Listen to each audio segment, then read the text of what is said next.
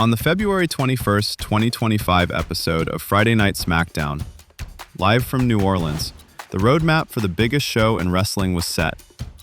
We're going to make it official right now, in front of the world. Next year, 2026, WrestleMania 42, live from the Superdome.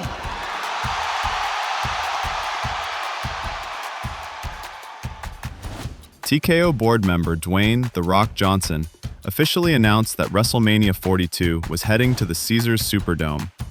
But 3 months later, the plan vanished. New Orleans was out, Las Vegas was back in.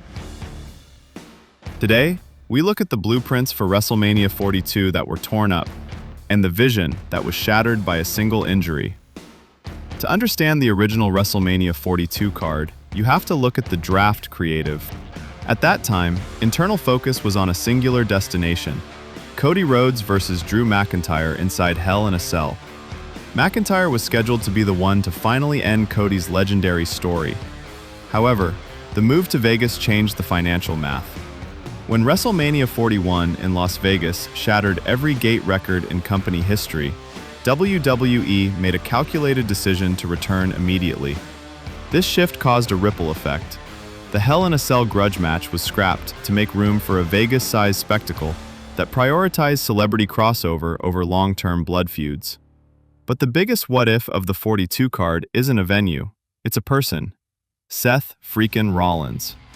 In October 2025, at Crown Jewel, Rollins suffered a torn rotator cuff that forced him to vacate the World Heavyweight Championship.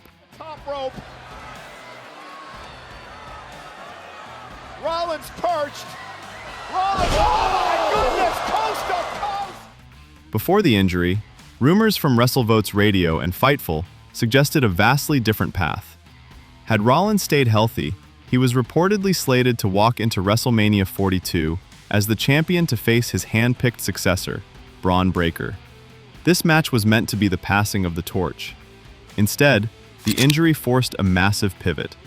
CM Punk and Roman Reigns, who were originally pegged for a different high-stakes, non-title feud, were moved into the World Heavyweight title main event for Night 2. Rollins, speaking to the Boston Herald, called the situation bittersweet, knowing he should have been the one in that marquee spot. With Rollins out of the title picture, the mid-card was also reshuffled.